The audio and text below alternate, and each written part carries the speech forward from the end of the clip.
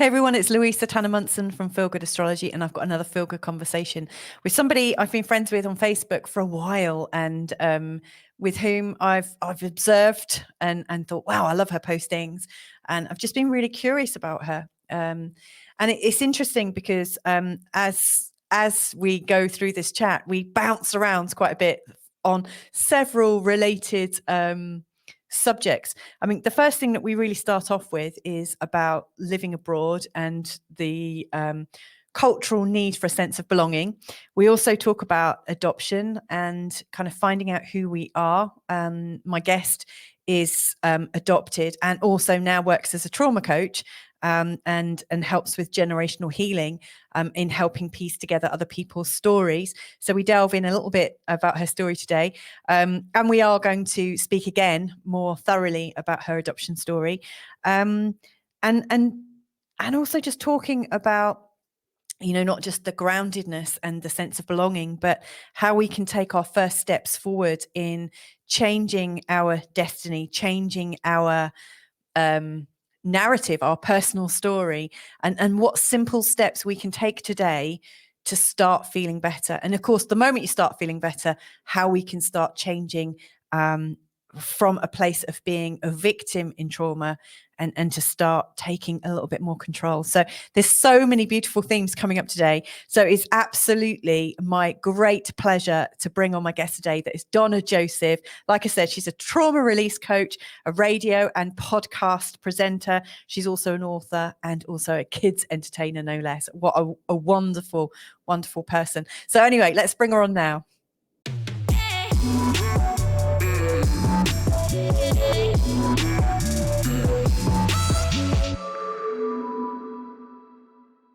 So it's my absolute pleasure to bring on my guest today, and that is Donna Joseph. Donna, hi, how are you? Thanks for joining me today.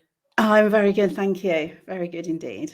And it looks like it's hot where you are because you're in Dominica, right? Yeah, but it's not actually that. Well, it is. I feel bad saying it's not that hot because it's a lot hotter than the UK. Not where you are, actually. I don't know how hot it is. No, you're all right. It's about 26 here, but it's quite cool actually.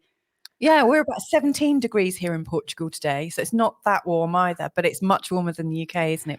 Yeah. Whew. So it's funny, isn't it? Because like I left the UK 4.5 years ago, and you've just recently left, haven't you?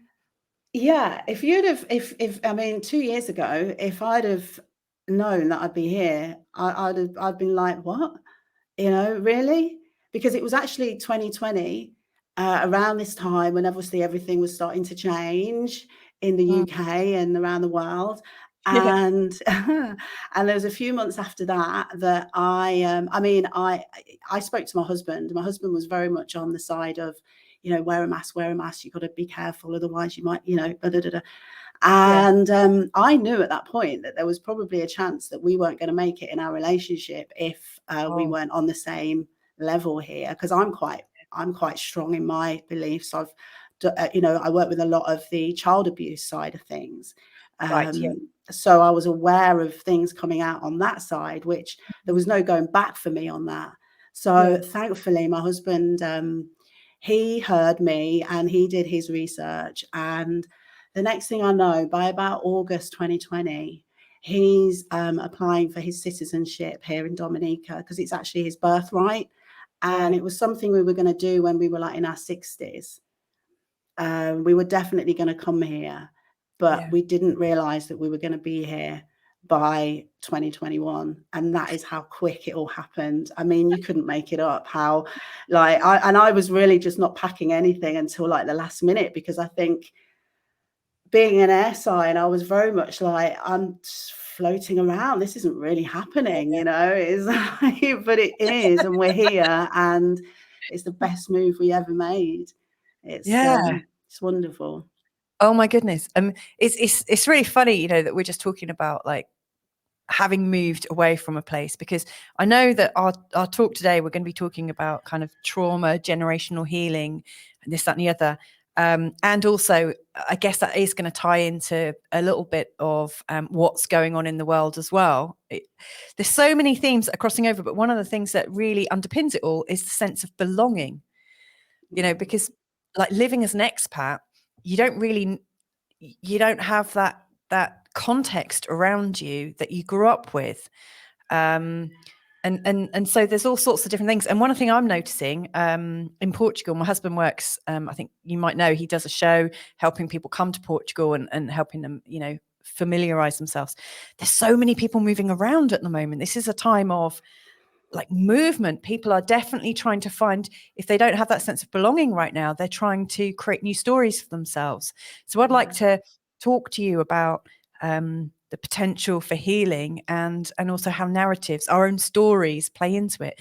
So I know that you're a trauma release coach, you're a radio podcast host, author, and a kids entertainer, which, by the way, I think is awesome. I want to dive in right at the start. Like, how did all that come into being? Like, what original thought or yearning was there for you to get into trauma? And I think, Louisa, it ties in with what we're talking about, which is the belonging side. yeah. So I think because from such an early age, I didn't feel that I belonged. So from such an early age, I've been searching, for myself. So I feel like this is a really amazing time on so many levels for me, because I'm seeing things things are opening up. But I am actually seeing that a lot of people now are almost where I was as a child, like searching for. But I was like placed in this situation where I was a different color to everyone else around me, and I was adopted. And I just felt this huge sense of not belonging and it just grew and grew and grew. So from a very early age, I was daydreaming about finding new things, fantasizing about better things. And, and I think the act of doing that is what has created what I have today. And I was doing it without any fear, without any doubt. I was just a child. I wasn't developed. I was just daydreaming about more stuff, searching for more. And inevitably from that, I found more. And it wasn't all good and beautiful. I found a lot of stuff that I probably shouldn't have found at that age. And then that created other things in my life. So my whole life has been this like roller coaster of experiences that, I had come out of experiences at the age of 21 that a lot of my friends that I went to school with were experiencing in their 30s. Yeah. And I was in a stable, I wouldn't say stable as such, because I wasn't really that stable. And I'd say my husband wasn't 100% stable either, but we were good, and we are married now. But I was sealing that relationship by the time I was 21. So I'd got a lot of stuff sorted and discovered by then. And I'm seeing a lot of people go through that process now. And I think it's why I'm awoken to a lot of what's going on in the world, because of all of those experiences. And now I see them as gifts. So I really want so many people to wake up. And I feel like you're right. There's so much movement, and literally movement for people they're moving all over the place. You're where you are, we're here. People are thinking, no, we want our freedom. And but then there's another load of people that are so afraid to move anywhere, and they're stuck within themselves, and I see them getting ill, and I'm like, wow, just please just stretch open a little bit, because there's so many gifts in there when you do. But sadly I don't think many people are, including a lot of my friends and family. It's crazy. And I don't know about you, Louisa, but I always used to feel like a bit of the odd one out, like obviously not belonging from such an early age, and the color of my skin. I definitely felt like a misfit when I was younger. But now I feel like, I belong here now. I actually feel like, okay, all of that in that time of not belonging was for this time where I'm going to feel like I really belong. Oh, crikey. I don't know if I've ever felt like I've belonged either. I mean, I grew up in a family where there were no redheads, and my family all tanned and had dark eyelashes and eyebrows, and I was so envious of them. and I had a limp as well when I was like younger. It's like, a limp, red hair, NHS glasses. We would have gotten on so well, you and I. We really would have done. I was thinking about that, just like when I first met you, like, and actually heard your voice, and I was like, oh my goodness, this feels like sisterhood straight away. That was Yeah. my instinct. But yeah, I always felt like an outsider. And people used to say, you don't look like your parents. Are you the Milkmans? And so like you know, fantasizing about your future, I was always thinking, oh, I might find out that I really don't belong to my parents. I felt like an imposter in my own family. Of course, now Oh, I realize, but I don't know if I've ever felt like I belong anywhere really. But I now know that I belong in my family, you know, with my husband and my children. So I've got that yeah. sense of belonging. So, Yeah. I mean, how important is belonging? Because, I mean, like, what Oh, does it mean to belong? how And why important does is it feel good? belonging? Yeah. Well, you see, the thing is, the journey is incredible, because actually, you mentioned this earlier, I think, when you were talking about the lady running away, like she's Yeah, always running away. And I've done a couple of talks on this. I think actually what I was running away, so I was searching to belong, and I mm, experienced all this. I mean, I will share a really a big experience for me, which was a big shift, and that was when I moved to London. So I moved from a village that was predominantly white, mm, and I felt like if I go to London, where it's a mixed bag, I'm going to belong. I'm going to yeah, feel, you know. And I was a bit nervous of Black people, actually. You know, I was a bit like intimidated and stuff. So I wanted to get over that, and I wanted to just get in there. And I'll never forget an experience I had on the underground tube station, where these two Black women were obviously talking about me. yeah, So bear in mind, I'm just like 18, 19 at this age. I'm still very, very young, and it was horrible. And I had to get off the train. I can't remember if I got off the train because it was my stop, or if I got off the train because I had to get off. yeah, But they were so racist that I actually realized that what I had experienced growing up wasn't really racism, it mm, was ignorance. But from these two Black women, it was against my race as being mixed heritage. And it was so obvious, and they really wanted me to hear it. And I remember standing, and as much as I huge. did, as much as it's a horrible thing, there's Mm, such a gift in that now, yeah, because I got off the train, and I'll never forget. You know, there's certain things in your life that you never forget. You remember where you were. yeah, And I was stood on the train, and it was just sudden a feeling of like, well, who am I then? And I guess I'm just me. And it was a feeling of I'm just me inside. And it was almost mm, like from that moment, I was no color. I was mm, just like myself. And I was nowhere near finding myself. But I realized at that point, and I think that's when I started the very long journey of finding myself. And I think ultimately, this belonging feeling is, yeah, we want to belong, but ultimately, what we're all searching for is ourselves. And I was yeah, running away, and now this journey of helping others is more and more bringing me to myself, which is yeah, just what I believe we're all ultimately trying to do, is find out who we actually really are. So yeah. yeah, it's full circle. So, I mean, this is a funny thing. Like, we're both presenters and we're both coaches. And one of the things that always struck me, and it gets stronger and stronger, but at the moment I realize I was kind of giving thanks and gratitude to myself, and saying, wow, Louisa, you have absolutely created the ideal environment to learn about yourself. Like, what you're capable of, what you're not. Because, like, all the people that I work with are reflecting aspects of me back. You know, I see myself all day long, and I get to, you know, as I'm working with hypnosis or something like that, it, like, whatever is shared affects me as well. And you know, I think there's that phrase, you know, like, if you're a coach, it's like buy one get one free. You you always get a bit yourself. um Always, it's yeah. fantastic. And Well, I I've think only it's I've quite only recently started putting myself out as a coach. I've been really like, yeah, I mean, I've been coaching people for years. You know, and people, when I say like, oh, I'm coaching, they'll say, Donna, you've been coaching for years, because I have, but I haven't actually Yeah. put myself out as a coach, and that's been my own limitations. So it's only been recently that I've really been putting myself out there in front of clients, and what you've just said is spot on. And I'm finding that, wow, there's the issues that it's beautiful. I mean, it really is beautiful. It's just showing me that this is,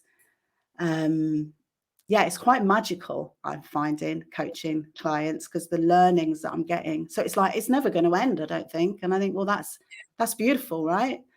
Because What a it's, gift you've given yourself. yeah, yeah, yeah. And it's kind of like, where trauma release is deep inquiry, you know, and that's what was missing. You know, I thought you could read all the books, you could do all this training, but actually what I'm finding, the deep trauma, which is mine and most people's actually, is it is, and it has to be a painful experience. I think you were mentioning something about this on one of your videos. You have to go Probably. there. Yeah, you have to go there and inquire. And it's the freaking hardest thing. And sometimes you might need someone with you to do it, to help you. But it's Yeah. like, when you do that, it goes. It really does disappear. It releases, because there's nothing holding on to it anymore. And then obviously, once you've experienced that level of pain, it's a lot easier to do again. So it's been through, like, you know, I've been in sessions where I've really talked the talk, and clients have like done the walk, and I'm like, Donna, you're lagging behind. You need to do the walk as well. It's like, Yeah. you know, I did all this stuff years ago, and now I'm telling you to do it, and look at the impact that's happening for you. And it's like, Donna, do this work yourself. And it's like, wow, this stuff works. Yeah. You know, but I still resist it myself sometimes. Oh, there's so much that in what you've just shared that I'd like to. I mean, there's so many little bits. I'm hoping that I can pick at all of it, and not leave some of it behind. But I'm guessing, you know, if we need to talk again, I'm guessing you'll be happy to come back and chat, right? Definitely, yeah. Like one thing, like you were talking, like once you tease out one of these themes and you start the healing process, it's like you pull free that thread, and all of a sudden all the beads that were holding it together, they all kind of fall to the ground and they disperse, and then all of a sudden there's some freedom. What I have noticed is sometimes you get tested after, like you have this healing experience, you think, oh, okay, I've recognized that, that's great, moving on.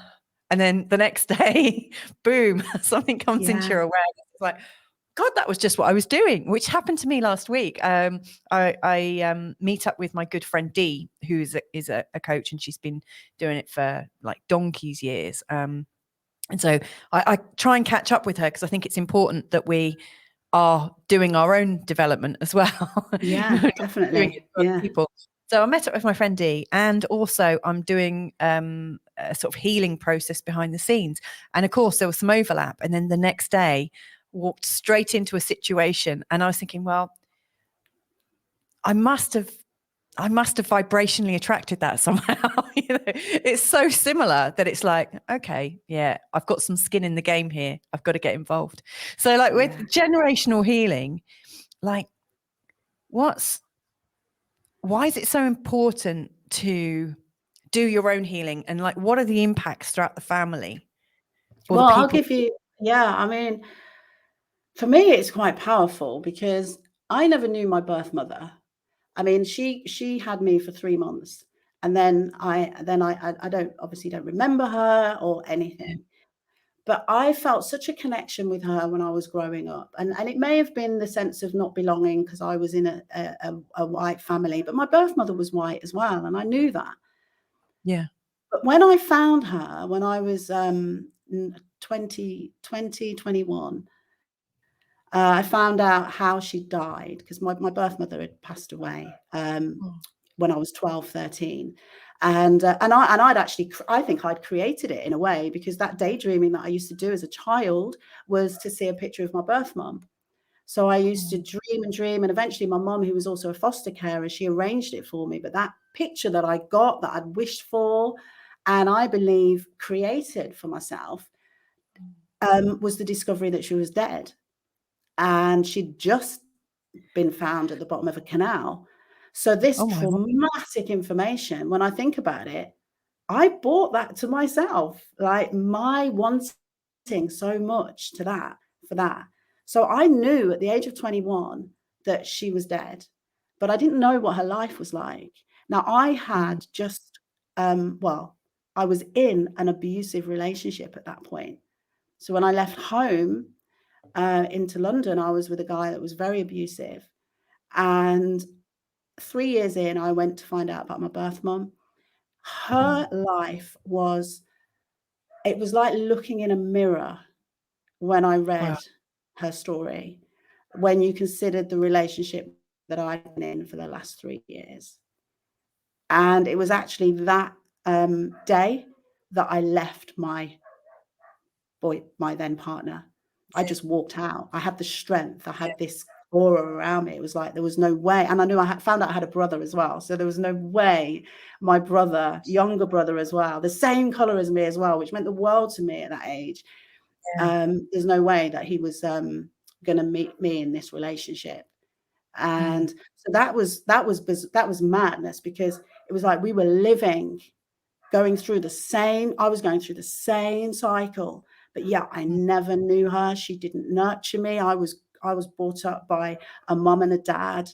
There was no violence. There was no anything like that. But yet at the age of 17, I went into a violent relationship. So it's for me, that's powerful. It's like, wow, you know.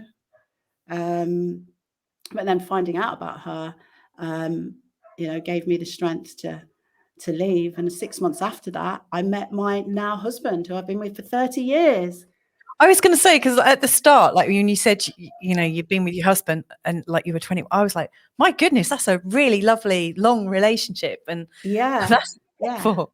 Yeah, it was turmoil for 7 years. It was, we had a lot of baggage, but then after that, we've kind of, we worked it out. And now look, it's, it's beautiful. And that was 6 months after that, finding out about that. But that's, that just for me, that just makes it very significant. That makes me think, well, hang on a minute, generational trauma, there's something in that. And I interview a lot of people around trauma, and hear a lot about their families and their past generations, and go back ancestrally as well. It's like, I believe that there's stuff that needs to be released, and fully released. And I think we need to start accepting that it goes back, and spiritually releasing it from there as well, to release it going forward.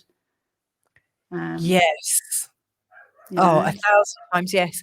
It's interesting when you said you found out you had a brother, and your thought was, I don't want my brother to know me in this relationship, because when I become aware of things that I'm holding on to that I'm obviously not healed from, I immediately think, I don't want my children picking up this rubbish habit from me. And that is my motivation, because I see it mirrored back. Even like we are trying to kind of homeschool, or world school or whatever. I'm not entirely sure what we're doing, but we're a very tight-knit family. And of course, they pick up on my language patterns. And I also notice that there are themes running through my husband's family and themes running through my own. And I realized that my daughter really has the two patterns. And I'm thinking, well, I've got to do my part of this to try and, like we all have these things. It's so funny that you're talking about, like, we have to go back and back and back. Because I interviewed someone recently who said that it goes back 14 generations. And I was thinking, okay, well, how about I just try and find out about like 3 generations ago. And I spoke to my parents and said, and my mum and dad have been together since my mum was 17. So, like you and your husband, they've spent their life together.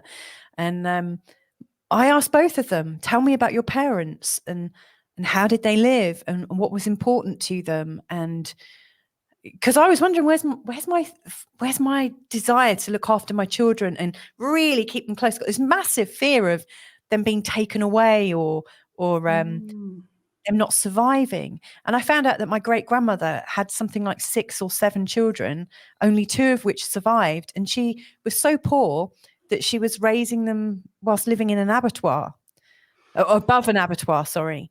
And I found out all these things. And I was like, was that actually spoken about in your childhood? And they were like, oh no, we just didn't talk about the past. And so like, this has to be the generation, like I definitely in think my so. family and in your family, by the sounds of it, where we say it stops here. Yeah, We I start a think new. so.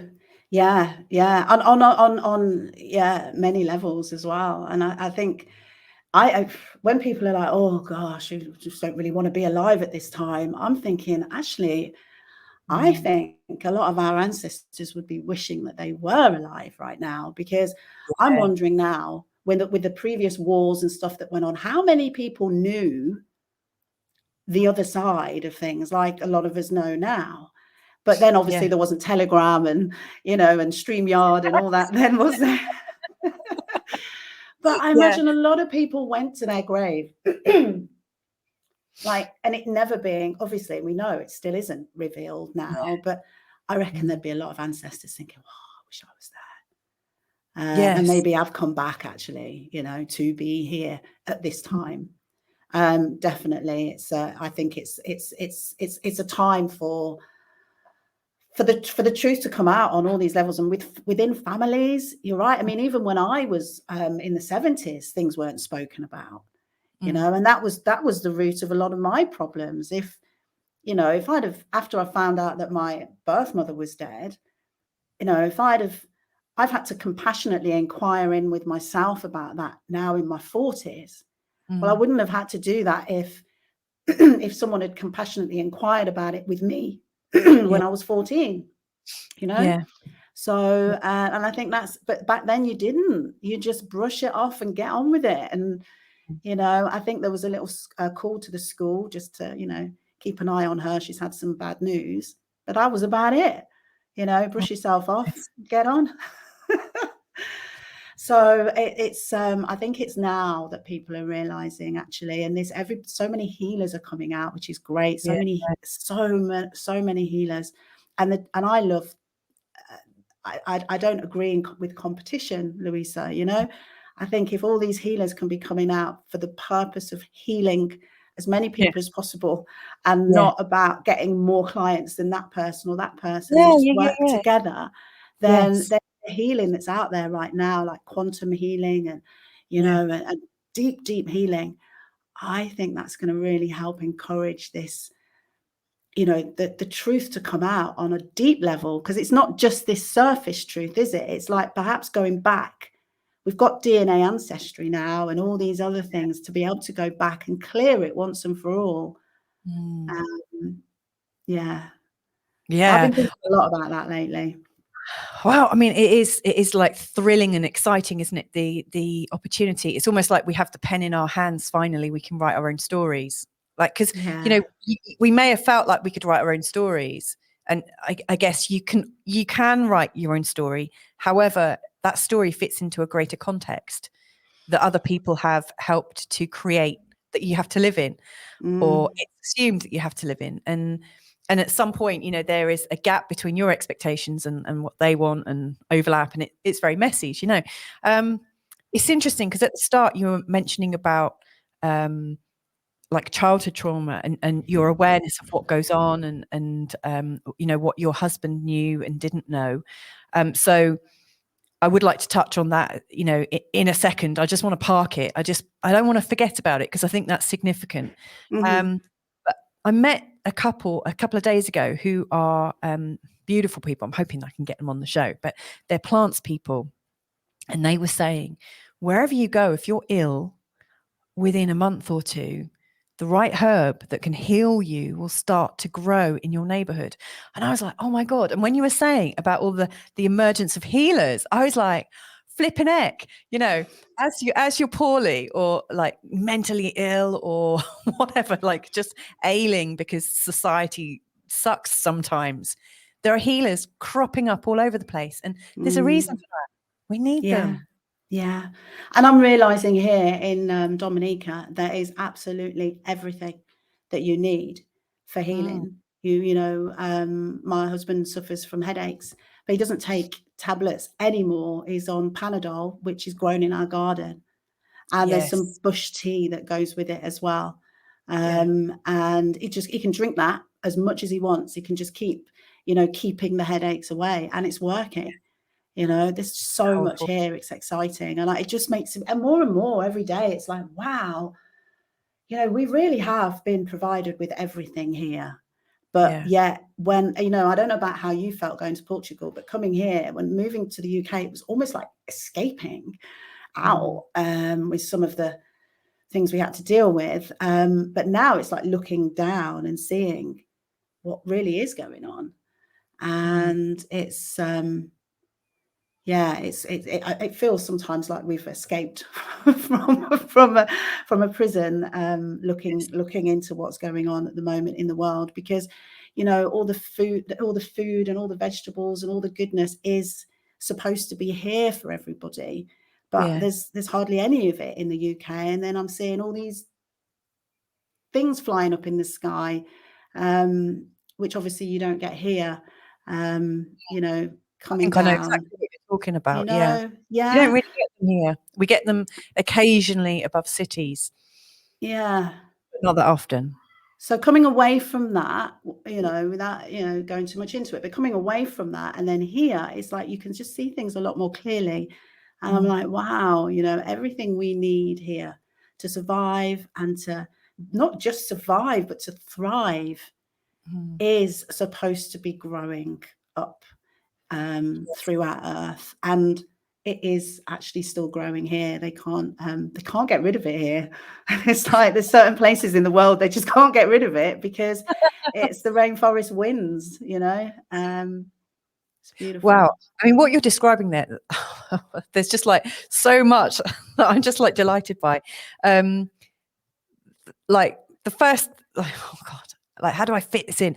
Like the first thing that I did also feel like I was escaping when I left the UK, because there was this feeling of tension, that there was something closing in around us, and we were a little bit ahead of our time, a couple of years too early for the thing, but we remembered sort of escaping. But there's that saying, like, wherever you go, there you are. And if you don't kind of change the karmic pattern, it kind of crops up. So, we were thinking, we have this thing with bossy women. We seem to attract bossy women into our midst. And, we've just left a couple behind. Fab. And then, boom, there they are. A different person, different name, different situation, but there they are. So even when you do escape, like those themes that are still kind of in your vibration are possibly still playing out.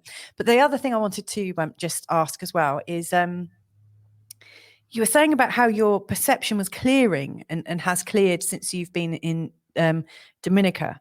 And is it because you're having like more natural things, less poisons, there's less fear, there's less... Because I know when I sort of like ate very cleanly for a while, I felt more love in my body. Yeah. I think it is. I think it is that, definitely. I think it's made a huge difference. I've never eaten so well in my life, and and preparing food as well. I'm preparing food. Like you do a Sunday dinner, you prepare for a good couple of hours, or maybe even all morning or whatever. It's like that every day, because it's like fresh food everywhere. So that definitely has got something to do with it. But I do feel that there was a real sense of breaking away from the fear.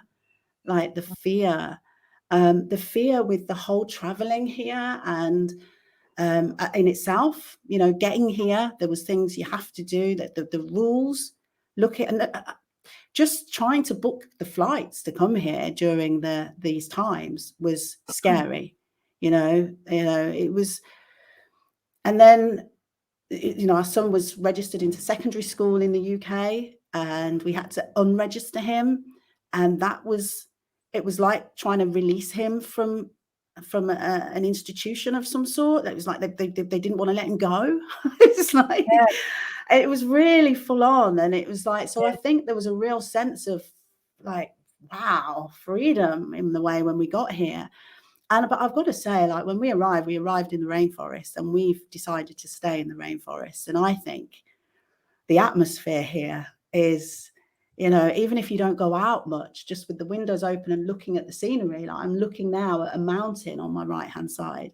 And I just think that in itself is what is healing here, Yeah. just from the moment the air that you breathe. I find it crazy. There's people walking around with masks on in the rainforest.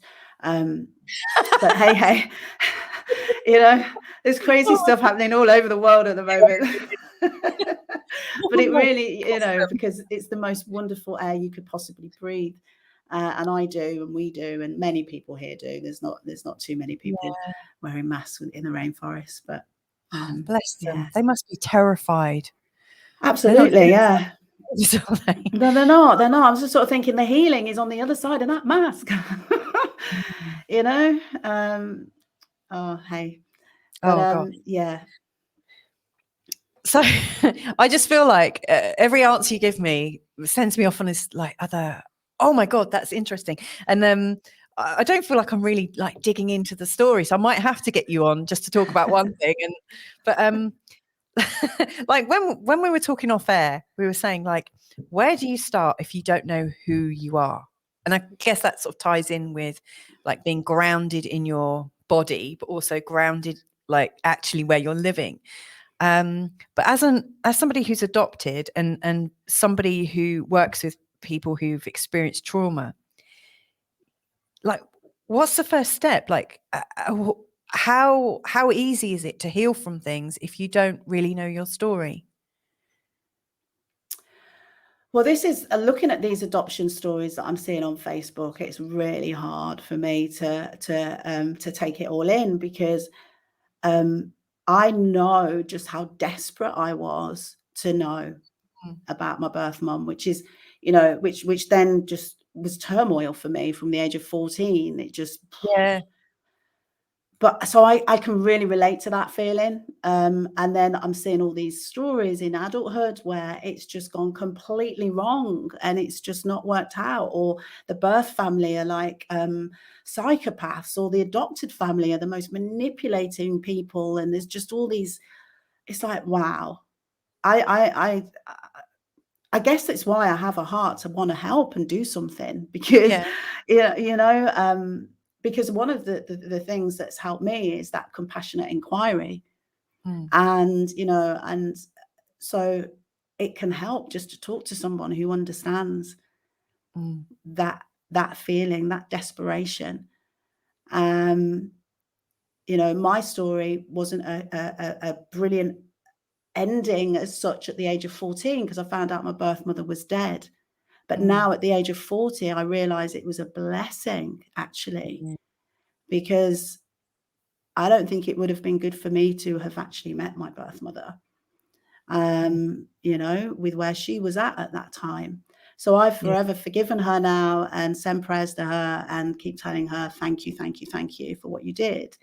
Because I know now, wow, the pain that she must have been going through, giving up a baby at 3 months old. So I would want to try and help people understand the bigger picture and the gifts in what you do have. A big thing for me, if I'm honest, and what I'd say to a lot of my clients and start with, is mindfulness. Because for me, from the age of 21, well, really 18 onwards, my mind was all over the place. My mind controlled me, but now my mind doesn't. I do mindfulness. If I wake up and I'm a bit, it's not from up here, it's something going on down here. I've got this under control, and if it is going a bit, I can consciously be aware of it and do something about it. Whereas so many people don't, and I don't believe you can really compassionately inquire until you've learn how to quieten your mind down Yeah. first. You know, it's so important, because a lot of people are actually believing that their mind is them, and the things that are going through their mind is actually in control. And I know what they mean, because I felt that. You know, I didn't realize that these thoughts in my head were just thoughts in my head, and you know, Yeah. I was governed by them. Mm. So that's the first thing that I try and help clients. Well, I do help clients with. Of course you do. It's funny, isn't it? Like, you're right. People really do identify with what they know inside their head. And I think we've all seen the evidence of that over the last couple of years. Because if we identify with what's going on in our head, and we're also really able to be influenced, like, for instance, you know, with celebrity, the news, you know, all like, if we think about, like, I mean, the context that we live in is programming us from word go, and encouraging us to identify with what we're thinking, rather than possibly who we are and how we're being. Mm. Yeah. Yeah. Because all up here, it's all doing, doing, doing, doing. And it's like, yeah, being is sort of lost, isn't it? Mm. Yeah, it's very, I've noticed it's very rational and not so intuitive, like intuition and gut feeling. And, like, you know, when you were describing the view out of your window, as you see the mountain and the forest, you know, like the rainforest, you've decided to stay there. Presumably you're feeling a sense of belonging to nature. Recognize yourself as a being, like a living creature. You recognize yourself in that lovely, wonderful environment. Yeah. Yeah. And I'm seeing my son as well. Okay, my son still is addicted to the computer. Cool. If he could, he'd be on it all the time. But when we Yeah. do get him to the beach or to the rockery, the river rock, he can have his hands in the mud, in the sand, for 2 hours at a time Yes. on his own, just playing around with it. He Yeah. also spent an hour, a friend of ours showed him how to use a knife and smooth a stick. He spent hours doing that. Yeah. And I'm like, wow, he wouldn't have been doing that in Great Bar in Birmingham. So we never know, you know? So, Yeah. yeah, I do think it has. It's taken me, and it would take most people here. I think most people would come here and something would change for a lot of people. They may Yeah. not feel it at first. They would feel it, but they wouldn't. Yeah, they would just start to feel better. Yeah. You And that's know, the yeah, return of the beingness, is it? The return of yeah, the beingness, I think the so. Yeah, loosening of the grip of the ego, or the yeah, identity. yeah. And what me and my husband we've done a lot of is we've let go. And to be honest, things have worked out so beautifully. You couldn't plan it. And I said Mm. to Eric, if we'd have planned this like thoroughly, then I'd have been working like a dog. I'd have been like thinking, I've got to do this, do this, do this, do this. Actually, I haven't. You know, Mm. I've just been taking it easy. And I think with obviously, you know, the energies that are going on at the moment, it's been quite hard for me to put my head onto too much, you know, too much Yeah. focus. I've been like floating around a lot. But things have been happening. And I said to my husband, you know what? We couldn't have planned this. We couldn't have Mm. planned living where we are now. You know, look at how it's happened, the connections. And it's all through connection, Louisa. It's through people that we're talking to. You don't know how long you've got here. But I Yeah. also think, wow, you know, connections now, I'm really looking at connections with people as gifts, and Mm. exploring connections a lot more with people, because I think there's something in what's going on at the moment and the people that we're meeting, Mm. you know. Yeah, definitely. And again, that's more, that's less rational, isn't it? And more intuition. That's more connecting to that feeling. So are you kind of following that, like, what feels good, you're looking for more of it, and what feels bad, you're moving away from it? Is that how it's Yeah, I'm working? definitely moving away from what feels bad. Like, I definitely do move away from what feels bad. But it's just Yeah. like, I don't know, like we went to a cafe the other day, and there was a guy that was sat opposite us, And we got talking to him, and through talking to this guy that sat opposite us, Eric's now got a contact with a studio in Dominica that he's now going to go and, and it's like, and he was just sat opposite us. So I think, it's just this, I don't know. He showed up like one of those healing herbs. You were yeah, there. The right healing herb showed up at the right time. yeah, yeah. And there's a lot of that going on at the moment. I think just be open to it, just be open to what you feel. But some people feel more than others, don't they? But I'm really feeling into what feels right and not right at the moment. And hopefully on the right track. So in feeling good, and from your sort of like understanding of generational healing or trauma release, how do you think that releases things for other members of your family? Does it go back? Like, what is it? What's the mechanism that releases like the family patterns, like, or the family curse? Is it forgiveness? What is it? How does that work? Yeah, I think there's many ways. I think forgiveness, definitely. Forgiveness is huge. I think if you can forgive, then it can just let so much go. So many levels and layers can go with forgiveness. Because it can become easier to forgive once you've forgiven somebody. It just gets easier. But you know what I did when I got here? I went up into the forest. It was pitch black, and I had my headphones on, and I was listening to a gospel song, and I wasn't scared of the dark. I did have my phone with me with my light on, but I had it to my chest, so it was pitch black, and I danced, and the stars were above me, and I danced, and the song was along the lines of "Let these chains off me," and I don't know what happened up there, but something really releasing happened because I was listening to the music, I was moving my body, I wasn't afraid, and I found myself like almost, it was as if I was shaking the shackles off my body. Now, I'm in the Caribbean where there was a lot of stuff going on here years ago that we know, and my ancestors, it's crazy, I'm here because, I'm very close to my biological family, which again, I knew nothing about when I was growing up, and I'm closer to them now than my actual family in the UK.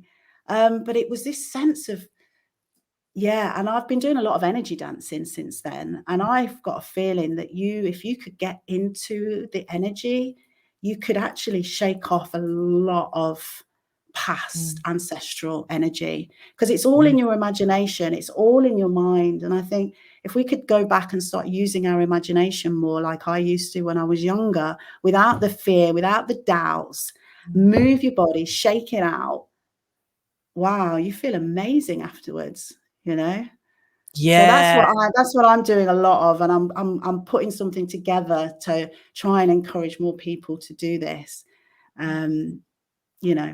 movement, because some people, I think you got to move it out, shake it out. I think you said something on your recent video about moving your body. You did. I met a load of people who went to an ashram in Bali, and the modus, like, how they did it there was they shook for weeks sometimes. I would see these people like show up, and I think, wow, where did those shiny people come from? Like, their eyes were like really, really shiny. And apparently, like, there'd be this really big hall, and they'd all go in and they'd all just start shaking off all their tension.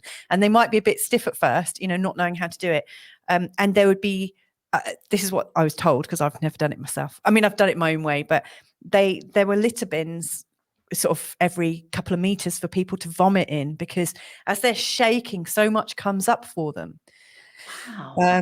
But just, I mean, you all know this, from your son, but kids and our animals, like if my three, like I've got 10-year-old, a 6-year-old and a 3-year-old, if they get, in particular the younger two, if they get really disturbed, they really need to move or scream. They get really vocal, they get really, and same with animals, like dogs will shake, won't they? They'll go crazy, and cats do as well. And I think we've been kind of told not to do it. We've been educated out of that, and I think it's inspired what you're doing. I Yeah.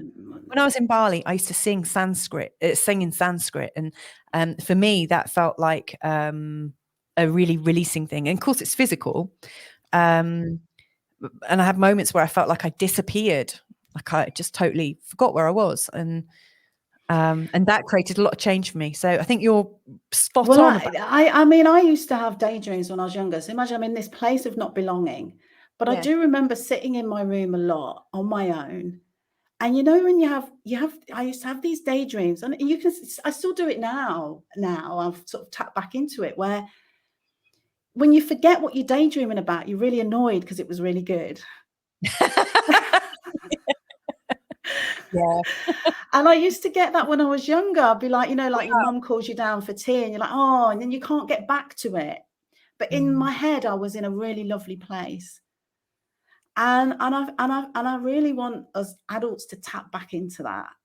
mm, Clear our minds of all the self-doubt so that we can tap into that, because that's what gets in the way, is all this like, I can't do it, I'm not worthy, I'm not this, you know, that we have going on, gets in the way, I feel, of that really, if only, you know, daydreaming, imagining that you are living this life that you fantasize about, going on that trip. And then, you know, when you forget and you suddenly lose your chain of thought, it's like, oh, you know, it felt really good. If you can feel that vibration of it feeling really good, then you're embodying that, you're yeah. creating that.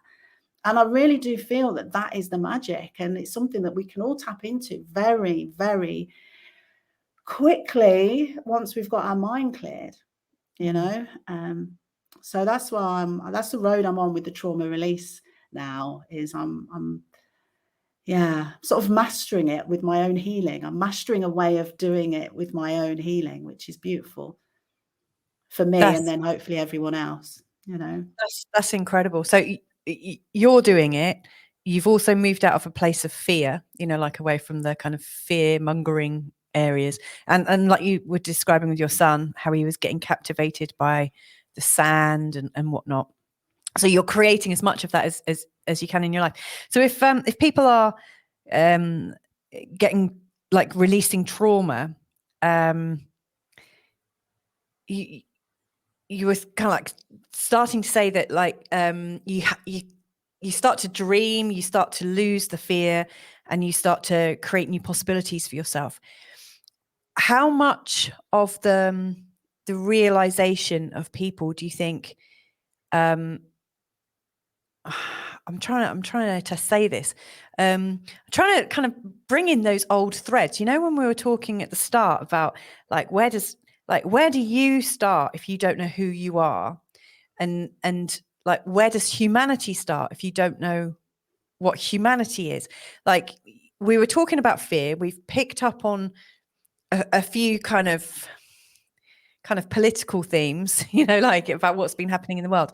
So like when people are releasing their trauma, are they starting to naturally awaken to new realizations about the world? Like how does that all fit in? Because you can't really think new thoughts if you're still staying in that paradigm of what we've been Yeah. educated to feel. And Do you I know? think, It's yeah. a really messy question. I'm so No, no, sorry. no, it's no, it's no, it's fine. It's because, and I think the simple thing is, when I was younger, I Yeah. didn't have all that. Even Yeah. though you're in the midst of the trauma and certain things are happening, it's only when we're older that I think our minds get plagued with loads of chatter, chatter, chatter, chatter, and like, you know, Yeah. self-doubt. So so you're right. It's not I understand it's a hard question to articulate, but I get it, because when you're older, you you have got all of that going on in your head. For me, I didn't when I was younger, but I remember the power of it when I was younger. And I Yeah. just feel so blessed that I seem to have fallen into being a mindfulness teacher over the last 3 Yeah. years. It's like, who knew? You know, it's like fabulous. So yeah, the very first thing that I work on is the mind, the mindfulness, Yeah. the mindset, and it has to be. But then I very, very much do aim, if I can, to work with deep relaxation and mindfulness and um, imagination. You Mm. know, if I can work with, if a client can just start to imagine even just a little bit, you know, it's like, You know, it's the start. And then amongst all of that is talking. It's that compassionate inquiry. You know, trauma release is really just what I said before about what was missing at the time, which was compassion and understanding. And I think as a coach, that's the start. You know, that's the beginning. Yeah. You know, I had to understand a lot, stood on the platform, and I wouldn't say I was compassionate with myself, but I certainly remember it, and it was a deep understanding on a level that changed my life in a way, because it was like, wow, you know, where do I go from here then? You know, and sometimes that's what it is when you start to really compassionately inquire, and it does open something up, because you start to understand maybe actually it wasn't your mum's fault, or it wasn't this person. So that's where the forgiveness can come in, and then it goes a bit deeper, and you know, and then you may up ending, you know, looking at ancestors, but you've got to start with yourself. You've got to start just, you know, clearing yourself. I think compassionate inquiry is the key, I feel, for trauma, for a lot of trauma clients. Excellent. Definitely. Yeah, and dance.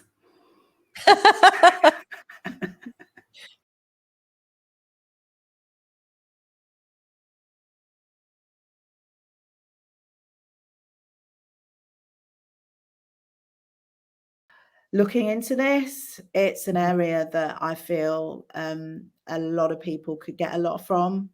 That's the finding the family. It's huge. It was huge Like anyway, but it's even more huge now. How to find the family, Well, and then relationships. Yeah, I mean, within my story, there's the finding your family part of it, because I mentioned my brother, but then I think spiritually it sort of happened as well. But I found my biological father's side of the family, because it turned out that a friend of mine that I knew through my brother, that I'd already met for years now, started dating my brother from my biological father's side. What's that? Hang on. So I found my brother when I was 19, and knew him for years, 15 years. It was 2006. That's your brother by your mother? Yeah, by my mother. Yeah. And we had a mutual friend. So I wouldn't have known this girl without finding my brother. You know, she's a mutual friend through him.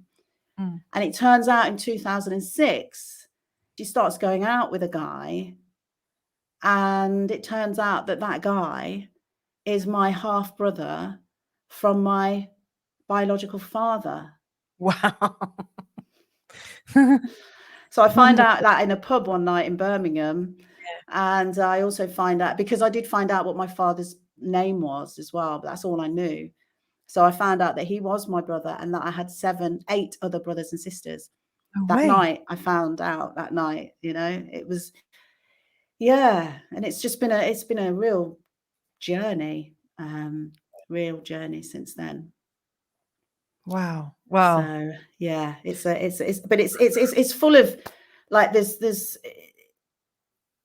there's a lot in there. I mean, it's a beautiful story, and it's got a lovely ending. But when you consider the trauma at the beginning, finding out about my birth mother committing suicide, and then finding out about her truth, and then also looking, you know, at all of the experiences that occurred, likely because I did find out that she had committed suicide, things would have been very different. I may not have left home so early if I hadn't have found that out.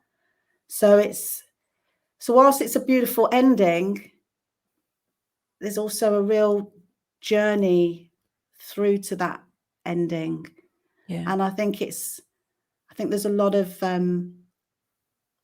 there's a lot of things that people can take from that. Well, I've heard already there's a lot of things that people can take from that. A lot of people are putting too much hope, too much expectation into finding their family. Whereas when you look at it from my point of view, I'd almost let go. At the time that this all came to me, I'd let go. I'd actually let go. I decided that I wasn't, and that's when it came. And I think there's a lot in that. I think when you really, really want something, then, you know, just be aware that you may not get what, you know, what you want. But maybe when you let go and just start searching for yourself a little bit, then the truth of what you want, what's supposed to happen, will happen. You know, don't force it. So, of my story. And it's yeah, it's lovely. I mean, I've got such a big family now. it's huge. I had a big family before, and I've got a huge family now. But and another thing is interesting is that both my biological parents, I never met them. But yet there's so many gifts from both sides now in my life. And these two people that made me, and they only made me, that those two. He made many others with lots of others. And I found a sister in September through DNA ancestry, like 3 weeks before we came to Dominica. You know, she's it's crazy. And I mean, it's crazy, Louisa. We might need more than an hour. She's 3 months younger than me. Wow. 3 months younger than me. You know, and we look very similar. It's the strangest thing. Can I ask, like, how do you go about building up relationships with people that you just found out you're related to? It's really I remember when I first met my sisters, my two sisters, and I was really nervous, really, really nervous. But then, you know what? I kind of really, once we'd had a couple of glasses of wine, I realized that we're very similar. It was, you know, once I relaxed, and it was just beautiful. Yeah, it was beautiful. But then we're the same sort of age, and yeah, and I think they were as nervous as me meeting me, you know. So yeah, but it's can't describe the feeling really. It's overwhelming. Because, and I still haven't met all my family. There's still aunties. My father had 16 brothers and sisters. Wow. So I think I've probably met about 12 aunties and uncles. So I've still got many, and there'll be more people that I meet now I'm here, because I can easily go to Jamaica. Well, not at the moment, but soon I'll be able to easily go to Jamaica and meet even more family. So again, I think it will be maybe ancestral healing that I'll do just organically, on this journey. And so it's possibly as simple as just making the connection in the first place, and then just being open to it. Yeah. I mean, so many people are so desperate. I mean, they are really, really, really desperate. And I remember that feeling. And I also remember the heartache that came from that very soon after. And what's that? Where's that desperation come from? Not knowing where you're from, not knowing. I think there's also rejection in there, like, you know, deep down, as much as you might be told that you were loved and it was the best thing for you. Yeah. They gave you up. They're not there. They didn't want you. So yeah, just this overwhelming feeling of wanting to know where you came from. You know, where, you know, I get it. I really do get it. Some people don't get it. My cousin didn't have it. She wasn't bothered at all about where or anything. But a lot, when you get it, you get it. And it's like it's a deep, deep feeling that may never leave you. You know, but then actually, then when you do, for some people, when you do find out the truth, it's even harder. You know, when you do maybe find family and they don't want to know you. You know, if you've been desperate to meet somebody and then they don't want to see you, I can't imagine what that feels like. You know, like, so I rejected a second time. Being rejected a second time, yeah, and a third, maybe fourth, because there's other family members. So I can't do anything about that, but I can be there to help and listen and you know, talk from somebody who has experienced that level of desperation. Yeah. And I think that's what people want. They want to speak to people that understand what they're going through. Yeah. Maybe my story will might inspire or encourage them to just let go a little bit and be a bit more internal searching first. Because the magic in that may actually bring about, what's good and around the corner anyway, rather than forcing it. Yeah. Wow. Very, very profound stuff. I really love that. I feel like I've had enough of your time today. I could carry on chatting with you for hours, I think, days probably. But maybe we could, take some more steps into this, another time. Like you're saying, compassionate inquiry, it's just a step forwards, isn't it? I love that. Thank you so much. If you had Thank you. one final message for people, what would it be? What would it be? It would be to daydream. I'm really passionate about this at the moment. I'm doing the dancing as well, but ultimately it is to daydream, and to allow yourself that time to daydream. And I'll say that obviously there's loads of other things we've talked about in here, which is the mind needs to be cleared and all that, but actually just focus on daydreaming and taking yourself away, and seeing how that feels. Yeah, it's a beautiful trip. We can all do it. Yeah, too right. If someone wants to contact you or reach out to you for a bit of compassionate inquiry or just to thank you, what's the best way people could reach you? Is that okay? Yeah, that's fine. So they can find me. So I've got my podcast, which is they go to my YouTube channel, Donna Joseph. Yeah. They'll see that I've got And Donna. subscribe to it. You've subscribed to that, yeah. Yeah, but they should subscribe as well. They Yeah? should Not subscribe to my channel. Yeah, I think that if they've liked this, and then from what I've said, they'll love that channel. Yeah. So searching for truth, but it is Donna Joseph, so you find me there, and also on Facebook. I'm getting a lot of work through Messenger, and then I'm working with WhatsApp. I haven't done my website yet. I'm just doing what I'm doing. But if anyone wants to contact me, I'm quite happy to leave my email address with you as well, Louisa. Fantastic. I'll put all of those in the show notes below. Yeah. So you can just contact me. That's fine. Fabulous. Well, thank you for your time today. I look forward to further chats. I know. I do think we need more, don't we? Absolutely. Yeah, I want to. That thing I parked, about children and whatnot, and possibly what people don't get to hear, but we probably all should understand at some level. I think that's probably something we need to talk about. Yeah. Or explore. Because there's so much more going on, isn't there? But I think compassionate inquiry and daydreaming and dancing it's just perfect for what's going on right now. Yeah, I believe that if there was a movement where there was imagine 5,000 people all in the morning dancing with their hands in the air, really feeling the energy and manifesting what they want, and it's 7 o'clock in the morning, I guarantee that those thousands of people are going to have a good day. Yeah. Starting off their day like that with a big smile on their face, being encouraged to dream their biggest dream. Do it. Donna, set it up. I am. This is my next project. Yeah. You should. I mean, because dancing with Donna. I don't know. Yeah.